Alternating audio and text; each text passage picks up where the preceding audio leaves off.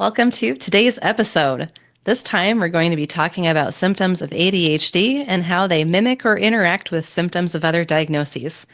We also talk about what symptoms of ADHD feel like and how to manage them. Okay, this way into your experiences with ADHD. Yay. Yeah, so I don't know where you want to start. We can start with PTSD. We can start with panic attacks because I read through your description and it's very common what you went through. Mm-hmm. Whatever you Uh, think. Does so just I one flow guess into the other one better, or is there something else you want to start with, maybe? it doesn't really matter. They all Okay. kind of do flow into each other.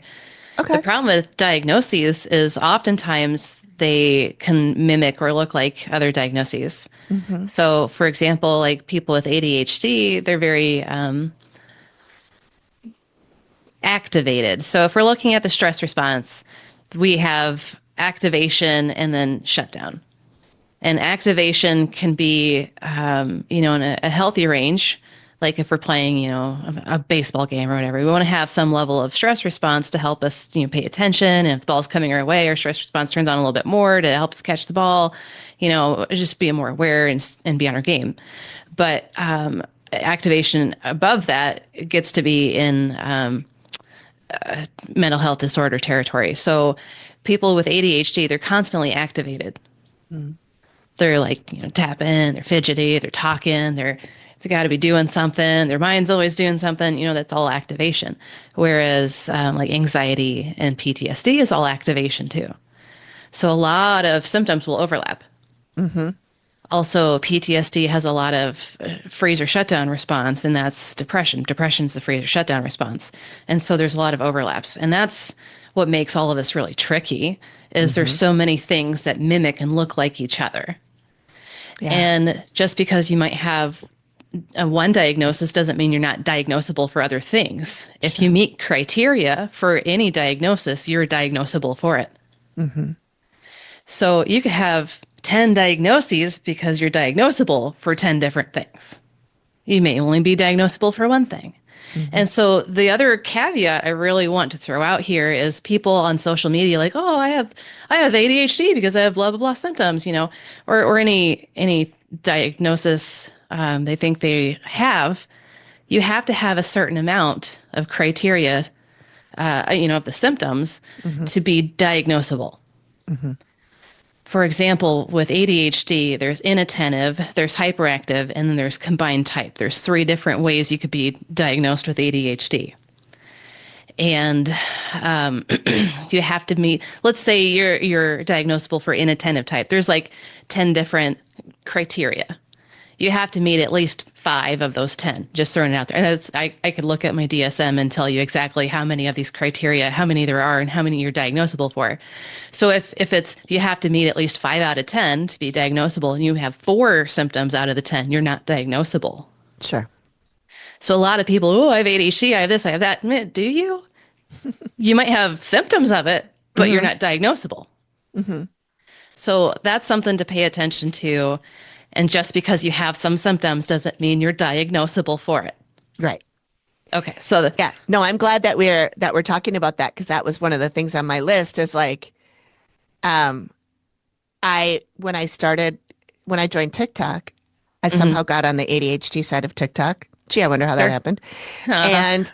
And I was like, the videos were always like, here are some symptoms of ADHD. Do you have these? And I would be like, yes, yes, yes, yes, yes. And so then, of course, because I liked the video, watched the whole thing, I got more and more. And I kept seeing more and more of these. And I'm like, holy shit. Yeah. If I have ADHD, which it sort of feels like I do, based on all of that, it explains a lot about my growing up and Hmm. things that I experienced in school, things teachers told me. Hmm. She's always daydreaming. She's always staring out the windows. She's not paying attention when we give instructions. Hmm. Um, and so I'm like, this makes a lot of sense. But then I'm also like, I can't diagnose myself, first of all, and Right. certainly not by TikTok. Right. Exactly. So the thing I want to throw out there is daydreaming, not paying attention to. You could have been dissociating, and that would be a symptom of PTSD or something else, Mm. not ADHD. Okay. So another thing I'm throwing out there. That it's an Sure. overlap. Yeah, It yeah. looks the same on the outside, but it could be different what's actually happening on the inside. Right. Okay. And that's a really good reason to not try and diagnose yourself or other people. Yeah, And I know exactly. you've touched on that before, Yeah. you know? Unless you're trained as a professional with college classes on the job experience, unless you have an actual DSM and know how to read this and interpret it and whatnot, don't diagnose people because you're not licensed or qualified to do it. Right. If you think you're diagnosable for something, go to someone who is Hmm. qualified and licensed to diagnose and treat. Hmm. And that way you know for sure, because if you think you have ADHD, you might have PTSD, and that's a whole different way to treat it. Sure. So, I mean, even if you do think you have ADHD and you want to treat that, you can treat that and treat PTSD at the same time. Hmm. I mean, why limit yourself? Right. I mean, that's Yeah. the way I think of it, I guess. Right. No, that makes sense a lot. And for me personally, I just wanted validation. Yeah. I don't want to take any medication Uh-huh. for ADHD, or I think I got a little of the tism as well. Sure. I I think mean, we I all think we do. all have a little bit, but Mm-hmm. I think I notice it in myself and I notice it in a couple of my friends too. Yeah.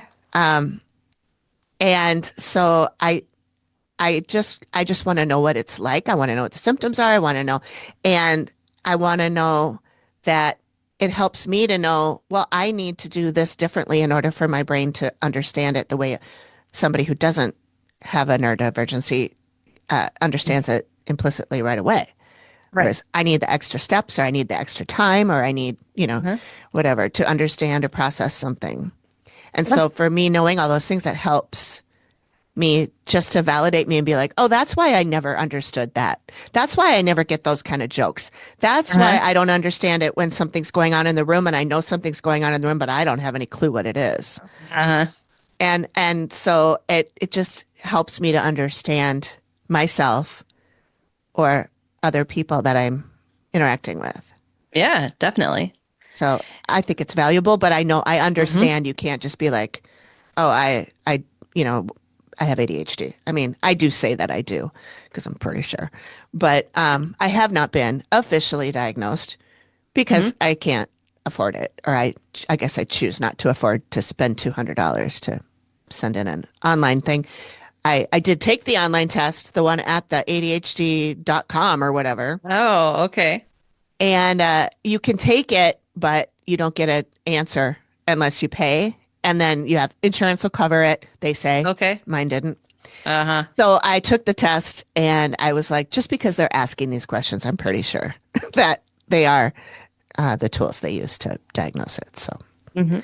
So yeah, I did self-diagnose myself, but not Sure. officially, obviously. And I don't Yeah. want any meds, so I don't care. It's fine. Yeah, I mean, just because you may have ADHD doesn't mean you need meds. Right. Just because anyone might have ADHD or any diagnosable disorder doesn't mean they need meds. Yeah. A lot of people are very like, oh, you're diagnosed, let's throw meds at you because that's the medical model and that's what they say you're supposed to do. Well, I'm not Hmm. medical model. Um, if you can manage without meds, do it. Hmm. I mean, why complicate your life more if you don't have to? Right. Well, and what I've seen in people with ADHD who do take meds, Hmm. they don't end up taking them because they forget to refill the prescription. They forget to Yeah. take them. They Yeah. go, no, I feel pretty good. I don't need it. Uh, And then you're like, hey, when's the last time you took your meds? Oh, I don't know. Let that expire a long time ago. yeah. So, Yeah. which is very classic ADHD. So, I mean, they got to figure out a different way to get people meds than to have them be responsible for it on their own. Because Uh, in my experience with people I know, it's just, it doesn't always work. right. Doesn't always work. And you don't always need a stimulant medication either. There's plenty of Hmm. non-stimulant ADHD meds out there that Yeah. are just as effective. And they don't have the side effects that the stimulants do. Right. Yeah. I mean, I could get on a soapbox about meds all day long. Again, I'm not medical model. I'm not a doctor. I am of the impression that all our brains all have the innate capability of healing if we have the right tools. Mhm. And that really comes from the adaptive information processing model, which is the basis of EMDR's treatment method, essentially. So just because you're diagnosable for something doesn't necessarily oh my gosh, mean you need meds. Yeah. Say that 5 times fast. Yeah. Everybody listening, say that 5 times fast. We'll wait here. I know I can't do it. Let's start with ADHD. All right. So I'm going to go through the symptoms and remember inattentive, there's hyperactive, and there's combined. So let's see if I can find it here in my DSM. Do, do, do. If I have all of them, can you diagnose me right here, live on Okay. camera? Yeah, we could. So we're looking at a persistent pattern of inattention and or hyperactivity, impulsivity that interferes with functioning or development. So inattention that is characterized by six or more of the following symptoms for at least 6 months, and it negatively impacts you somehow. So often fails to give close attention to details or makes careless mistakes in schoolwork, at work, or during other activities, like overlooking or missing details, work is inaccurate. I So used to do that that's, all the time, but then I got scolded a lot oh, at school and at jobs. So I'm now I have hyper attention to detail, but yeah. I won't answer Yeah. everyone. I just wanted to say sometimes it's like, yes, I was like that my entire life. Now I've had to pivot. Yeah, right. Often has difficulty sustaining attention in tasks or play activities, like you have difficulty remaining focused during lectures, conversations, or lengthy reading. Next one, often does not seem to listen when spoken to directly. Next, often does not follow through on instructions and fails to finish schoolwork, chores, or duties in the workplace. Like you start a task but quickly lose focus and easily sidetracked. Often has difficulty organizing tasks and activities, like difficulty managing sequential tasks. Often avoids, dislikes, or is reluctant to engage in tasks that require sustained mental effort. Often loses things necessary for tasks or activities, like losing your wallet. Is often easily distracted by extraneous stimuli. And then last for the inattentive is often forgetful in daily activities like doing chores, running errands, paying bills. So you need at least 6 of those to be diagnosable for the inattentive ADHD. I have all but one. All but one. Okay. So the one thing I really want to point out here with ADHD and the inattentive type is it really depends on how you grew up, how your parents interacted with you, Yeah. what the stress levels are at home. So, a lot of these things, often losing things necessary for tasks or difficulty sustaining attention. If your home is chaotic, let's say your parents are constantly fighting and your siblings are all over the place and getting in your room and like you don't have anywhere quiet to do homework or no one's sitting down with you helping you learn how to read, your attention span is not going to develop the way you want it to. And so while you may have all these symptoms of ADHD, maybe it's PTSD, maybe it's anxiety because of how chaotic life is. Or if you grew up in a very calm home, but no one was there to help you with reading or, hey, let's see this through together, then kids don't necessarily develop their attention spans by themselves. Mhm. We need adults to help us with this. So if we just didn't have the adult interactions that we needed, especially when we were younger, learning how to read, learning how to do schoolwork, learning how to write our names, that kind of thing, our attention span, our focus is not going to develop to where we're going to sustain these things. It's always going to be stunted in a way. So some of this even boils down to attachment and parenting issues. Hmm. I'll give you an example. When I used to work with kids, I had it was a family of three kids. DHS was involved, and the youngest kid I think was oh gosh, I think she was 5, and she was my client. The other two were the other therapist clients, if I remember right. It's been a while. And so basically, I was just working with this kid, and her attention span sucked, and her mom was on meth pretty much her whole life. And so I basically told the DHS worker, "There's nothing I can do. This is a parenting issue. Work with the parent to Hmm. help her kid. This isn't a me thing. This is a parent thing." Hmm. And that DHS worker hemmed and hawed and was not happy about it. But turns out later that DHS worker was doing meth himself. So fuck him anyway. Oh Yep, my God. that's right. Yep. Anyway, Wow. That's not great. no, it's not. Mm. Yeah. So you may be diagnosable for inattentive ADHD, you, Amy, Hmm. but looking at how you grew up, was Hmm. it conducive for your attention span to grow? Was it a conducive for you to stay focused? Yeah, I would say when you said about like the house is chaotic, I think I've told you before, my mom, especially in her older years, was a hoarder. Yeah, So the house was never neat. And my room was even worse I believe it. Yeah. because I just had stuff everywhere. Hmm. And I knew where everything was. People would walk in and be like, it looks like a cyclone hit in here. Even my Uh-huh. mom would say that. Uh, So in her eyes, my room was worse than the rest of the house. uh, I knew where everything was. I could be uh-huh. like, oh, you want this? It's right here. Yeah.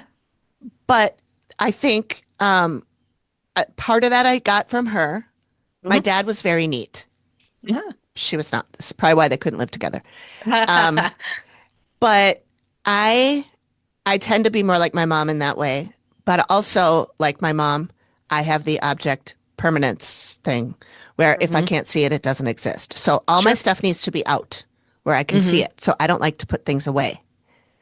And I think that's part of why I'd walk in and I'd see my whole mess and I'd know where everything was. Hmm. And my mom was the same way, still is. She Yeah. needs to see everything. And it's worse now with dementia, but Yes. she always has needed to see if it's in a desk drawer, it doesn't exist and she has to buy another one. Hmm. I Yeah. will look, but and I'll find it. And usually I'm better now at remembering where I put things because I don't like the look of the mess, but Hmm. I do need to know where everything is. Exactly. Yep. So I think that definitely comes from family stuff as Hmm. opposed to ingrained in my brain from birth. Exactly. Yeah. Right. Yep. And we all have that. Like, we all have an inventory issue where, like, a junk drawer, just for example, like everyone has something like that. Oh, yeah, I I forgot have my like yo-yo's in there. I have like five. Exactly. I make a new You know, junk drawer all the time as soon as the other one gets full. yeah, right. I mean, so we all do this. Some are worse than others, of course. Some people have really good memories for this, like what you were saying. Like your room might be a chaotic mess, but you know exactly where to find that pencil Hmm. or whatever. But if it was anyone else, it'd be like, oh, this is terrible. How do you find anything? But you know where you put it.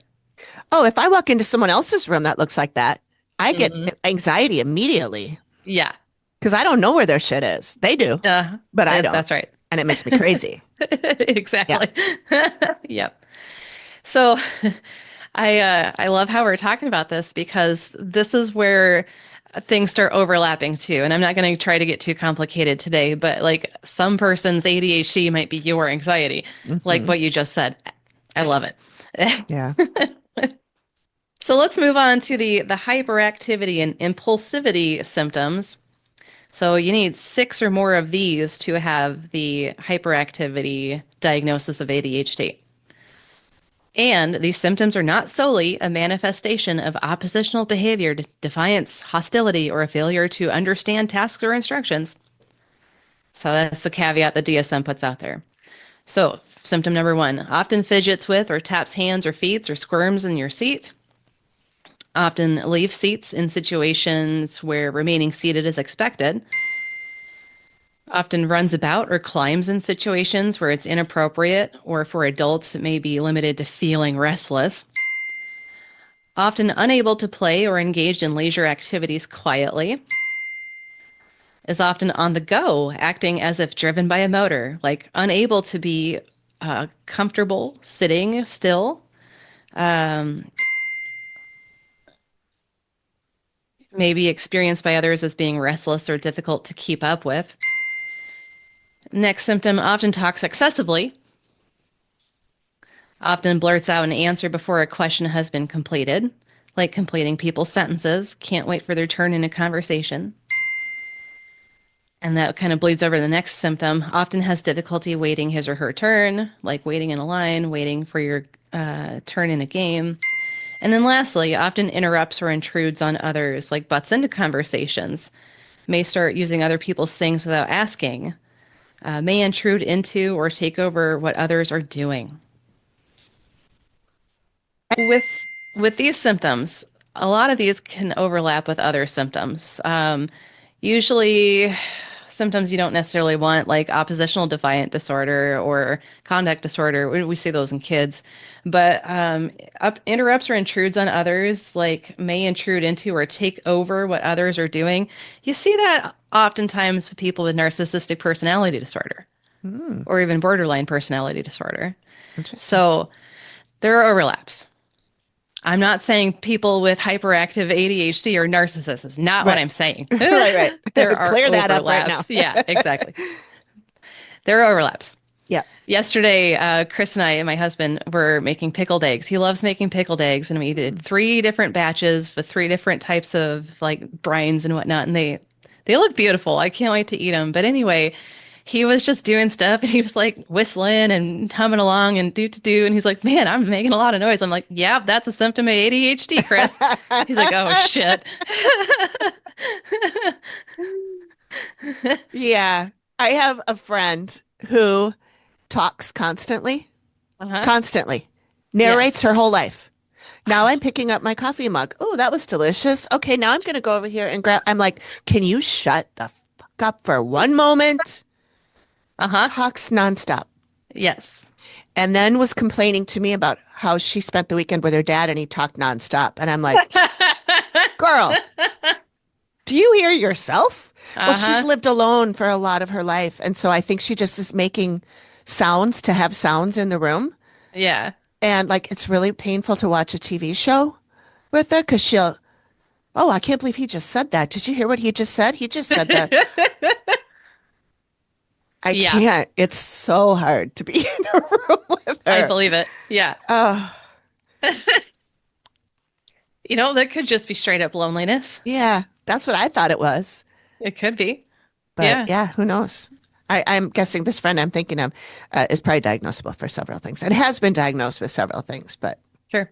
yeah, that's just one of the things that sticks out to me when I spend any length of time Mm-hmm. with her. Yeah. My brain can't handle it. I'm like, I'm gonna go take a nap, and then I I'm leave and with go lay you. down, and I can still hear her talking. There's nobody in the room, still Uh, talking, just talking and talking. yeah. Ah, man. Unless I knew more of her story, I don't really know what else to say about what's happening there. But Yeah, man, I mean, it could be a lot of things, but I'll spare that for another day when we get into heavier diagnoses. sure. So the other thing about these hyperactive and impulsive symptoms is it's all activation again. So squirming, fidgeting, getting up out of the seat, that all could be symptoms of PTSD. Okay. Um, Talking excessively, that can be a symptom of anxiety. Blurts out answers before a question's been completed. Again, that could be anxiety. So a lot of, again, you're going to be tired of me saying this. So many symptoms overlap with other symptoms. Sure. Just because you meet criteria for ADHD, either inattentive, hyperactive, or combined type, it doesn't matter if you meet criteria for one or all three. You could also meet criteria for other diagnoses. Hmm. And if you're diagnosable for ADHD, PTSD, depression, anxiety, whatever, a good clinician will look at all of these diagnoses and be like, which one's bothering you the most? And that's what we're going to focus on. ADHD is always at the bottom of my list. Mm, PTSD, depression, anxiety for a third. Those are my top two I focus on. hmm Because if we treat the heavier symptoms, the symptoms of ADHD often go with it. uh-huh. It's a lot easier to manage symptoms of ADHD after symptoms of PTSD and depression and anxiety are under control or even mitigated altogether. Sure. Oftentimes, if I have a client where the last thing they're diagnosable for after I'm done working with them is ADHD, I'm like, I'm good to go. They can hmm handle ADHD. That's not a problem. As long hmm as they don't have PTSD anymore, I'm good. Yeah. Yeah.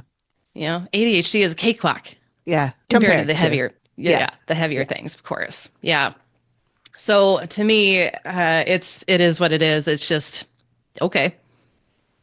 You got ADHD, cool. You and everyone else. Yeah. Exactly. It's interesting how much more prevalent it is now and how people are talking about it Yeah. more. And because I know that when I was a kid, it was not a thing. Right. And then I shouldn't say little cousin, she's 55 now. My younger cousin, when she was little, was Hmm. diagnosed with, they called it hyperactive. They just called her Hmm. hyperactive, which I assume was hyper, uh, attention deficit hyperactive disorder, but Yep. they just called it hyper. She was Hmm. hyperactive. And she was one of those kids up and running around and da da da da da all the time. Hmm. Yeah. And she's not like that at all now. She is so chill. So Hmm. I tend to think that back then it was like she was getting too much sugar or something like that Yeah. Uh-huh. because she's super chill now. Yeah, I believe that. So I don't know if that she's grew out of it. Is it possible to grow out of that kind of thing? It's very possible to learn ways to manage symptoms so they're not necessarily symptoms anymore. Okay. Yeah. I think And they that just stuck comes her on drugs at the time, which um, not a great thing to do, but right. I mean, especially if you're a little kid. I mean, my youngest brother was 8 when he started on Ritalin, and mm, to me, it's my mom and stepdad didn't pay him nearly as much attention as he needed. But I mean, as an 8-year-old taking amphetamines, I mean, that's kind of crazy in yes, my book. it is. But again, I'm not a doctor. Yeah. I'm not judging or blaming or anything if anyone puts their kids on meds. That's your call, not mine. But to me, it's like you put a child on a stimulant. What's that doing to their brain? Mm, We worry about alcohol and screen time and cigarettes and these days cannabis. It's like, why are we not worried about the stimulants, the hmm amphetamines that we're giving our kids? hmm But that's me. I'll get off my Yeah. soapbox. No, I agree. So this is just symptoms of ADHD, and I know they're very cut and dry in the DSM. So how they feel when you have these symptoms, if you can definitely tell when you're jittery, when you're having a hard time sitting down, when you're tapping, and when you feel like you're crawling out of your skin. hmm I mean, a lot of the time as kids, it's like this is boring. I don't want to be doing this. There's nothing wrong with that. And as kids, we all need to learn how to focus and sit still and pay attention and not bother our classmates and blah, blah, blah. But that's something that adults really should help us with. This isn't something that kids are just innately born with hmm to know how to focus and sit still. That's not the case.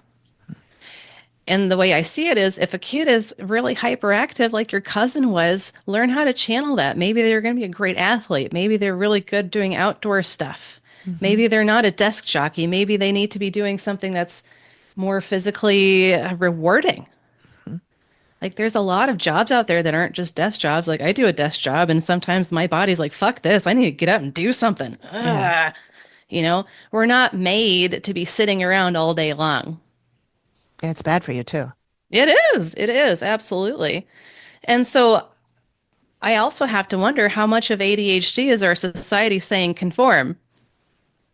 Right. That's what I was thinking. If we're not ingrained to pay attention and listen to instructions and not look over there, um, Yeah. how much of that is because of modern day work and school and Hmm. control? They want Yeah. us to be paying attention to them so we can be controlled. because a feral kid isn't going to learn how to do that. Right. Yep. So, yeah, that's interesting. Exactly. Yeah. And if we look at animals, well, I'm just going to take cats, for example. I'm a cat lover. I have cats. But if we even look at like lions and cheetahs and that kind of stuff, the parents are teaching their kittens essentially how to focus, to hunt, how to stay Sure. still, how to crouch, how to keep your eyes on the prize. The kittens aren't learning that by themselves. Their parents are teaching them that. Hmm. So again, looping back around to how much are parents spending the quality time that's needed for their kids. And especially with screen times and all of this stuff today, like parents are busier than ever. And I don't envy any parent who's got young kids right now because the demands on you are insane. So I'm not necessarily blaming parents. It's just where do we prioritize? And it's helping our kids learn how to focus isn't a priority a lot of these days, Hmm. from what I can tell. Yeah. Especially if parents are busy and they're like, come on, hurry up and finish. We got to get you to bed and you got to take a bath before you get to bed and blah, blah, blah, so I Yeah. can go get to Yeah. my meeting on time. And, you know, And that's all anxiety, and that's just feeding anxiety in the kid. And when we're like, "Oh, we got to do this," and the kid's picking up, and then they're like, yeah. that could be a big factor too in this. Yeah. So, hyperactive ADHD is your body wants to be moving. Your body wants to be moving. Your body wants to be moving. Whether it's your mouth moving, your body, you're fidgety. I mean, your body wants to be moving. It's activated. People who talk a lot, like blah blah blah blah, they constantly have something to talk about. People who can hardly get a word in edgewise, like that's really easy for other people to see. But if you have that symptom yourself, sometimes it's hard to notice how much you're actually talking. Hmm. And a lot of the time, you're a chatty Cathy because you're feeling nervous. You're kind of anxious. Well, no one else is talking, so I got to keep talking. I can't have dead air space. Hmm. A lot of the time, it's I don't have anyone else to talk to, and I've been bottling this all day, and I just want to talk to someone about this, and I don't care who it is, and I'm going to tell you everything about it because I haven't had anyone else to talk to about it. Yeah. So the hyperactive just feels like a lot of just go go go go go go go go go go go go go. Do you know anyone like that as an adult? Yeah. The one I was talking about that talks to herself and narrates her whole Oh life. Yeah. yeah. She's like Hmm. that. The only time she's calm is when she's drunk. And Oh then she can't sure, get off the couch, or she's high and can't get off the sure. couch. Otherwise, and I think that's why she does those things to calm Hmm. her, because I think her Yes. brain is going like this all the time. Hmm. And yeah, she's my age, and still it's like, you know, I'm a Hmm. fidgeter too, but I'm a Hmm. fidgeter like I'll just like like little things like I don't have to get up and run around, but Yeah. I do have to be doing something with my hands. But Hmm. she is, you know, jiggling the whole Yeah. time. Yeah. It's like there's a electric current running through her that's just like Hmm. that all the time. Yes. And it feels like that. Sometimes, if you've been dealing with these symptoms for years, you don't necessarily feel it like that anymore, or you didn't notice feeling it like that in the first place. But if you ever have a moment to just really feel calm and then you're back to it, you'll notice. You'll notice how it feels. Hmm. Hmm. Yeah. Yeah. So hyperactivity is hard to deal with sometimes because the body does just want to constantly be moving. So ways to channel that is, get into some sort of physical activity that you like. It could be chores, it can be sports, getting outside, taking a dog for a walk. Anything productive to just get your body moving will help channel that energy and the symptom into something that's productive, something that you're not feeling so like, about. And sometimes it's hard finding what activity to channel that energy into, but based on what you like and or what needs to happen right now. Like if I have a whole sink full of dishes, well, I'm going to channel this energy into those dishes, get it done. Hmm. However, if you have inattentive symptoms like failing to pay close attention to details, doing those dishes is going to suck. So doing something like just take the dog for a walk where you don't have to really pay attention to anything other than, the leash is in your hand and it's connected to the dog's collar. So inattentive symptoms feel more like just a real mental struggle. It's not necessarily a physical struggle, it's a mental struggle. So, like, if I'm trying to pay attention to my teacher and she's talking about something I really don't give a shit about, like, tell me more about supply and demand. I don't give a fuck. Then it's going to be really hard to pay attention because then I see something outside. Oh, look, that squirrel's got a little acorn. And Hmm. squirrel, of course, that's what I'm going to. That's the classic thing. But anyway, little Right. squirrel, how cute. He's going to this tree. Oh, that knot hole in that tree looks like a butthole. And, it's right in the middle of the branches that split. Oh, yeah, how cute. And then I completely didn't hear a half hour what the teacher said. Oh, Yeah. there's a quiz on what? Oh, I'm screwed. Yeah. So it's just a real mental struggle. Forgetful, failing to look at fine details, making careless mistakes. It is really just a lot of focusing on specific things. Hmm. And if you don't know what specific thing to focus on, and it's some anxiety there, like, well, I don't know. Yeah. A lot of what I've noticed, especially with kids that I've worked with ADHD, especially inattentive, is if they don't feel confident in themselves, then that inattentive is really that much harder. For example, if someone feels really confident on a math test, I can do addition and subtraction like nobody else. I got this. Then I can stay focused. I could be hyper focused on that.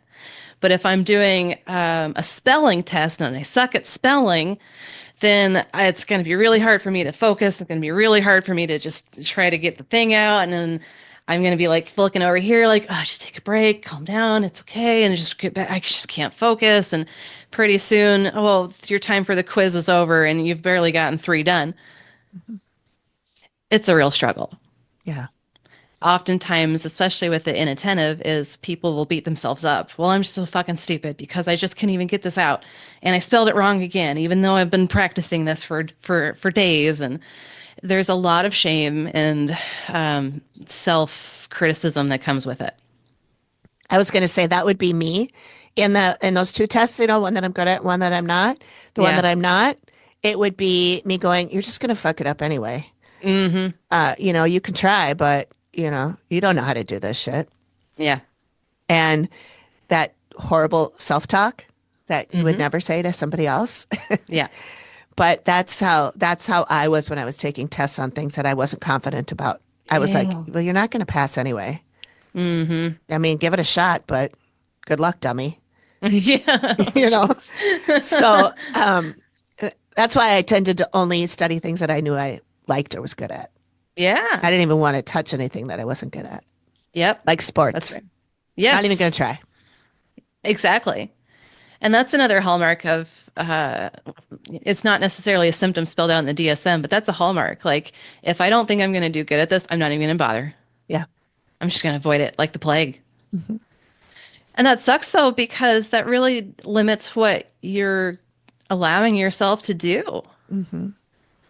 For example, I sucked at math in high school because no one taught me. But now that I'm a grown ass adult and know that I'm a very visual learner Hmm. and experiential learner, I didn't have either of those Hmm. in high school. I did really well with geometry because I was all visual. Yeah. But when it came to algebra and more, like, I don't know what the fuck this is.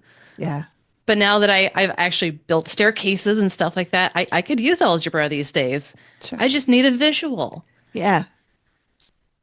And that's another caveat I'm going to throw out here is how we learn is very unique and individualized for ourselves. If someone is a hands-on learner and they're trying to teach them through book reading, that's going to look like they have ADHD. Yeah. How am I supposed to learn how to build a shelf or a bookcase or a staircase or anything like that just by reading a book? Yeah. So when you look at the symptoms of inattentive type ADHD that you're diagnosing yourself with, if if you know what type of learner you are, like visual, experiential, audio, so on and so forth, if you know what kind of learner you are, would that make a difference with any of these symptoms? I think it would. I've learned that I am the type of learner that needs to do along with it.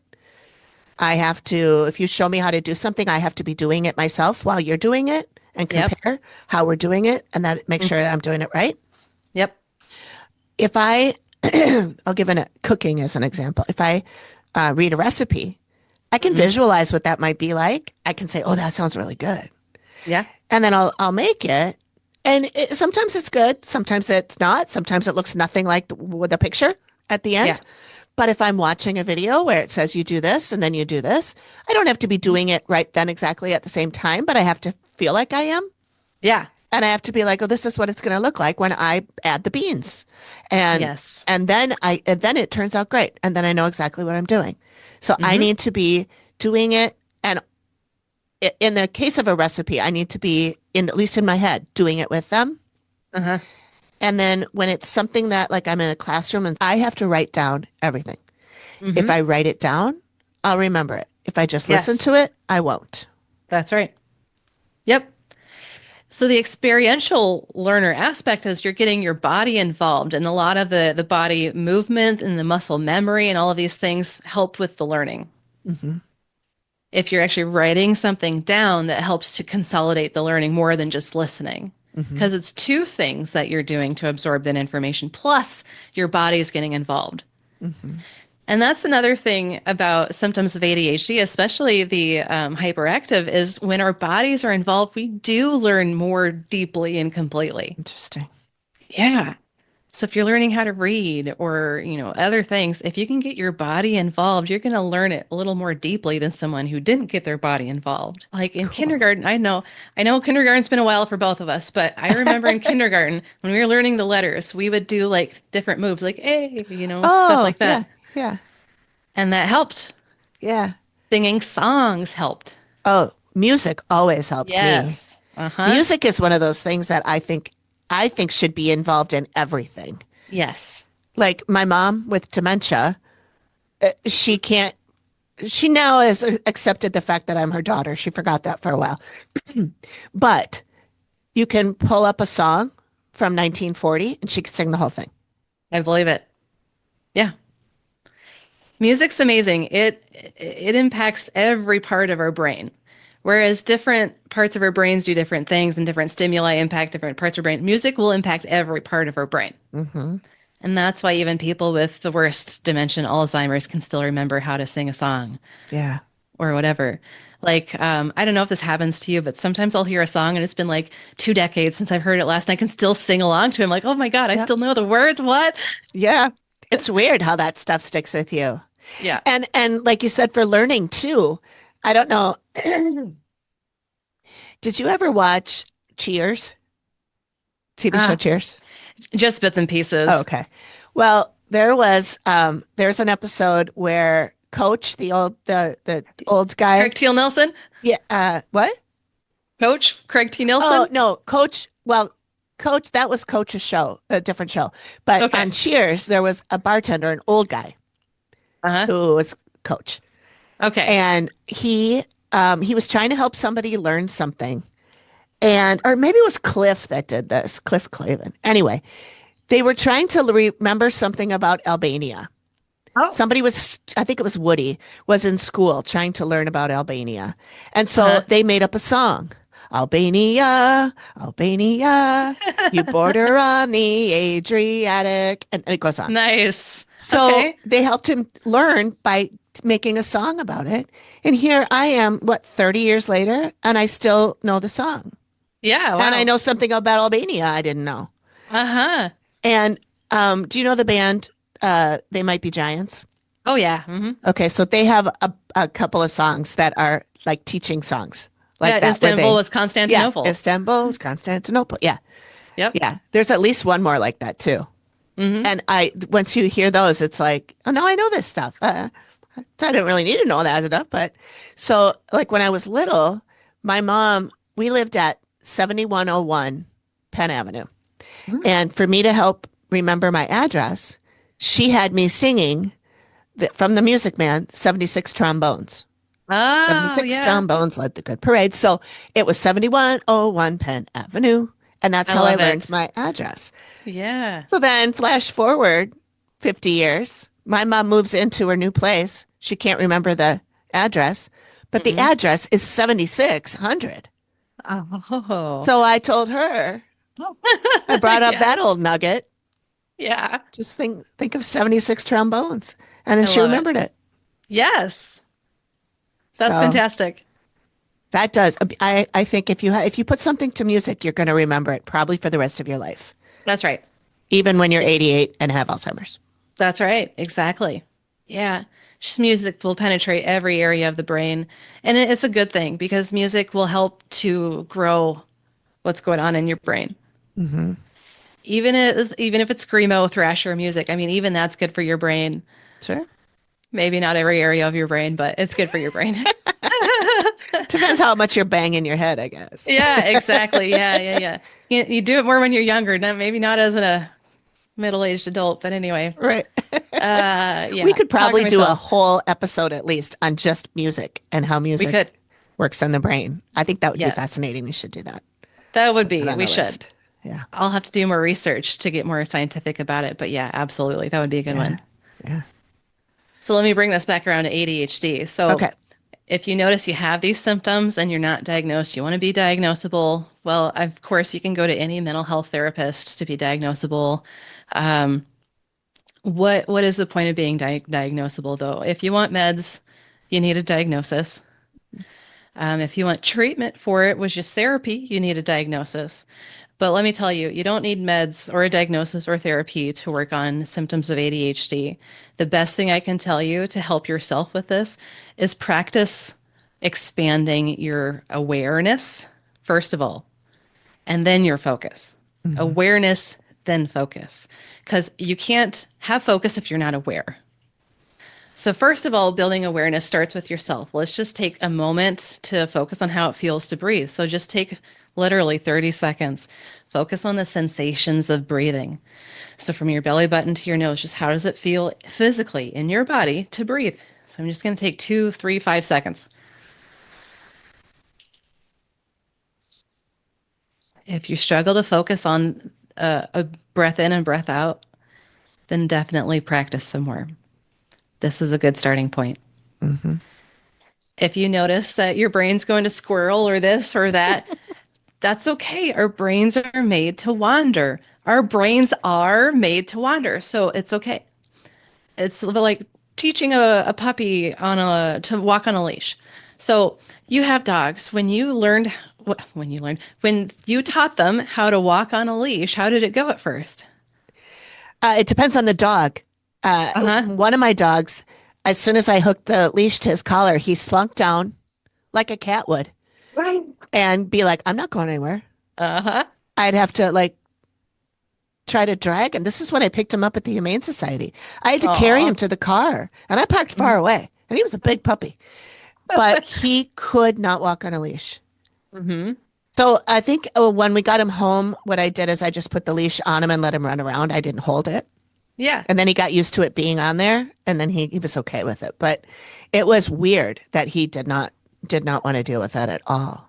And Sure. then Vivi, the little one, clip her on and she's fine from day Yep. one. Yep. And that's how people are too. I mean, everyone's unique and different in this. So the one that just slunk down with the leash, was that Digby? No, that was Fozzie, Oh, the Airedale. aw. What did it take for you to help Fozzie? I think it's just was letting him run around with the leash on him and not holding it, that he didn't feel like he was controlled. This would have been in the backyard or Oh, in the house because I think that's sure. what it was, is he didn't like the control.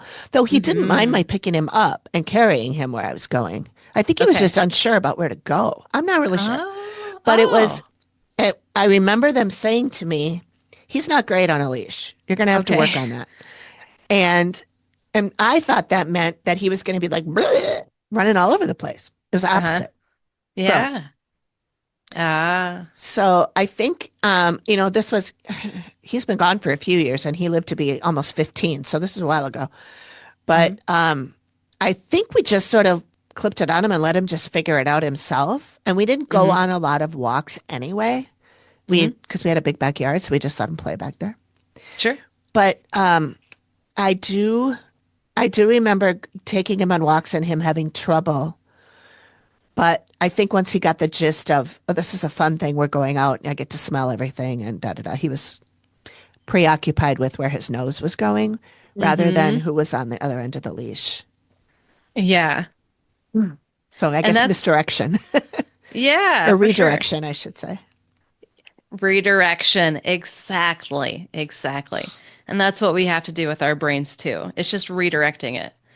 And with Fozzie, that's a little bit opposite of what I normally expect with the dog. It's like they want to go everywhere and you have to learn, you have to teach them how to just, stay with the leash. Hmm. But with Fozzie, that's definitely more of a PTSD thing. Anyway, He was a same. rescue. Yeah, exactly. The point remains, though, is we all have to learn how to redirect. And a lot of the time, if we're more like Vivi, we can just learn that ourselves just through, going through school and being, having chores as we grow up. But a lot of people are more like Fozzie. They need to be taught. They need to Hmm. be given that room, that grace. Let me, help you out this way, so on and so forth. And so it's just the redirection, whether you're doing it or someone outside of you is helping you with that. If you're trying to focus on something, like focusing on breathing, and your thought goes here, okay, hello, thought, goodbye, I'm going back to breathing. It's the awareness, first of all, that your thought has gone elsewhere. And then the awareness, okay, hello, this is my thought. I'm going back to the breath, back to how it feels. And so this is like leash training for your brain, like leash training would be for a puppy. Hmm. Goes there, bring it back. Goes there, bring it back. The awareness has to happen before you can do that. So being aware helps you focus. So if I'm focusing just on my sensations of breathing, my thought goes here, okay, hello thought, goodbye. I'm back to focusing on breathing. Hello thought, goodbye, back to breathing. The more you do that, the more you're going to sustain that focus on breathing and not even have to say hello to the thought. You'll just be able to stay on the breathing or whatever you're trying to focus on. It doesn't Hmm. matter. It's just your breathing is always going to be there, and that's always going to be a reliable thing you can focus on. Hmm. Hmm. So, really, building your awareness and then building your focus. That's really all it takes to help manage these symptoms of ADHD. Even the hyperactive. If I'm aware that I'm fidgety and want to get out of my seat, well, then I can take a breath. I can focus on my breathing instead of being super fidgety. Hmm. So it works for both. Yeah. I know that I know we've said this before that mindfulness, meditation, whatever you want to call it, Yeah. is so much more powerful than I ever gave it credit for. Oh, yeah. And I know that doing the meditations and like I've also, heard that when the thought comes, just say acknowledge it and then Hmm. come back. Yes. And that's really hard at the beginning because I'm like, well, that Yes, that came to my head for a reason. I have to remember it. I have to write it down or I have to, but to just say it'll come back it will. and we're just going to come back to the center now. Hmm. And it's hard, but once you get that figured out, you're able to do that. It's so helpful. So Yeah, helpful. absolutely. Yeah.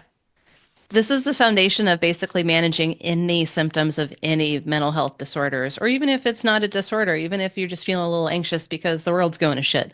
I mean, being able to just focus on your breathing, getting your stress response to calm down in any situation is always helpful. Hmm. It's always helpful. For example, when we took my girl cat to the vet, I was really struggling because it was the first time we went to the vet since we had to put Solomon down. And I started crying. And I'm like, oh my God, I don't need to be crying because this isn't a crying thing. She's going to be okay. But like, Chris was there. He was struggling too. So I just felt the tears well up. I'm like, oh my God. So just focus on my breathing. Just focus on my breathing. Okay, it helped me not cry. Hmm. I was able to keep it together the whole time. I cried after we got home. Yeah. Because the vet didn't need to be dealing with that. This wasn't her issue, and it wasn't a sad vet appointment. It was fine. Right. It's just Well, and the also the grief. kitty would feel it too. Oh, yeah, yeah, And yeah, so you're doing it for her too. right. And Chris, because he was sitting Yeah. right there, he was struggling for his own reasons, Right. So just the grief wave started hitting, and I just didn't want to write it at that moment. Yep. I waited it out till I got home. Then I grabbed out my surfboard and rode that sucker in. Yeah. Yeah. Sometimes you have to do that. It's hard. It's hard Yeah. to not let that emotion take over in a moment. It is really Mhm. hard. Yeah, definitely. If it was a stronger grief wave, I don't know if I would be able to just focus on my breathing, Right. but that was a big help in that moment. Sure. Anyway, so we will cover more symptoms as we go along, but I wanted to start with ADHD because that's really the one that gets thrown around a lot on Sure does. social media more than anything else that I've noticed. So, from our going through the symptoms and us talking about this, I'm just curious what sort of stuff, thinking about social media things, have you heard that aren't accurate to what we've talked about today? Well, this is the first time I've heard just because you have these 10 things that somebody mentions in the video Yeah, doesn't mean you have ADHD. It right. that the fact that these symptoms can be symptoms of something else Hmm. and to not jump to the conclusion that this is what you have without thinking about the other things or learning about the other things or going to talk to somebody like you who knows that this is a an issue or that this is a possibility. Yeah.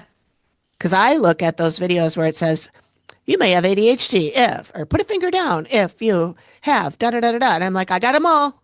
Yep. I win. And some of those, as we're just talking through some of these, they aren't necessarily. They are Right. from the way I was raised. They are from living in a chaotic home. Hmm. So, Right. not that it couldn't also be ADHD, but Right. it's Right. not 100%.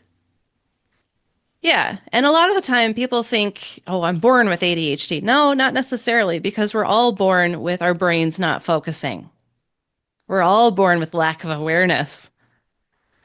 I mean, our automatic body stuff, like we cry when we're hungry, we poop, we pee, our heart's beating, but beyond that, we don't have awareness. So this is all something that we're born without. Mm-hmm.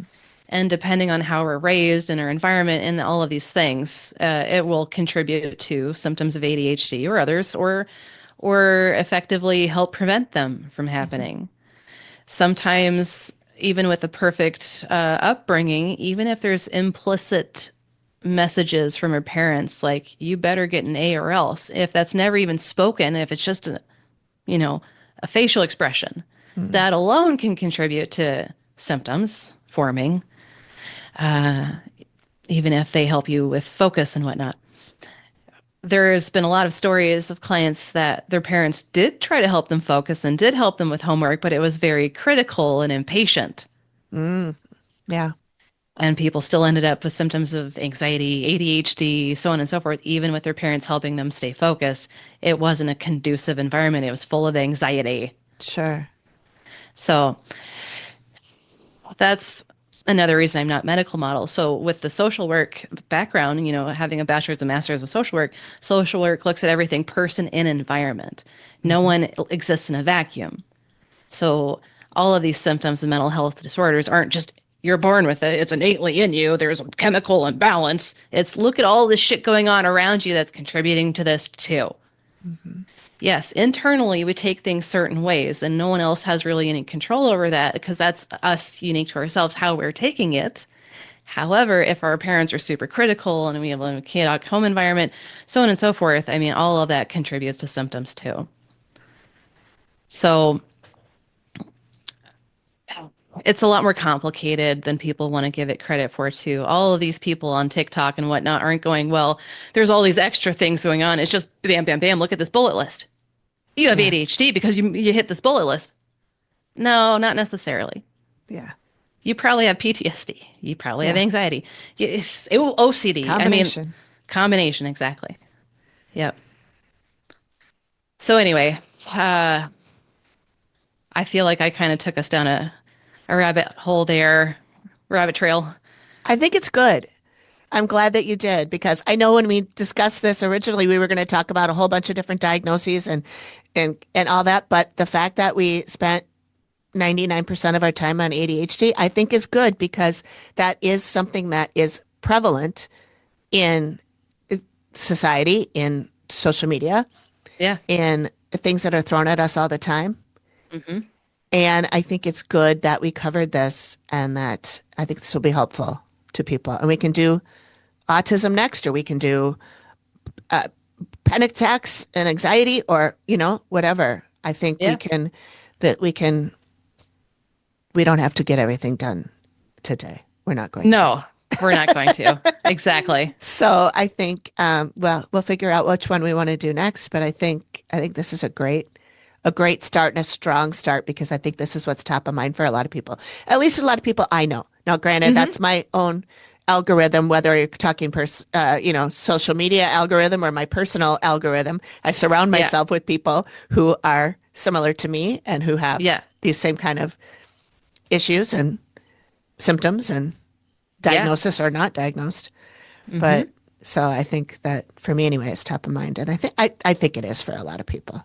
It is. Anybody Yeah. who finds this video or this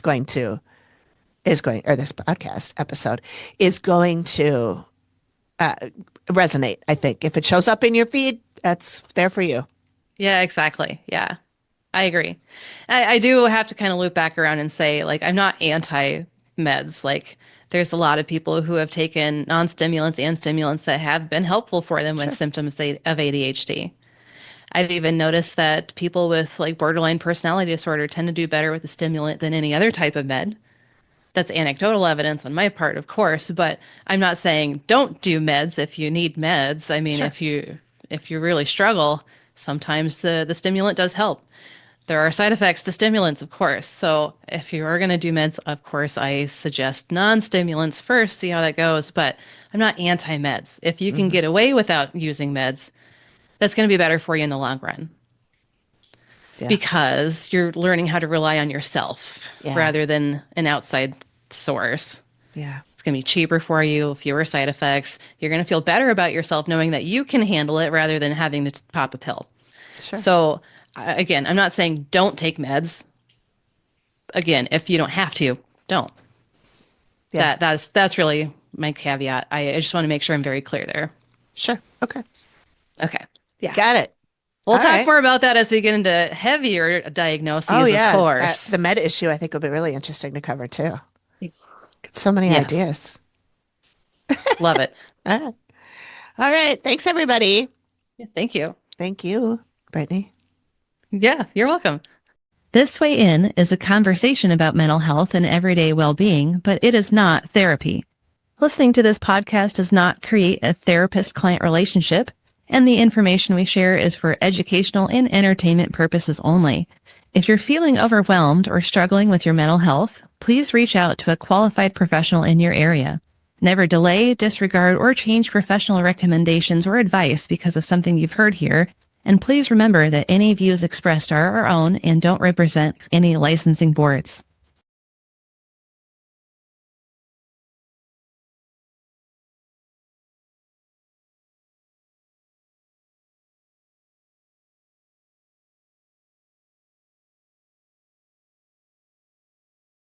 This Way In is co-produced by Brittney Baxter-Dameron and me, Amy Lotsberg, at Collected Sounds Media. I also edit and manage the show, which is part of the Collected Sounds Independent Podcast Network.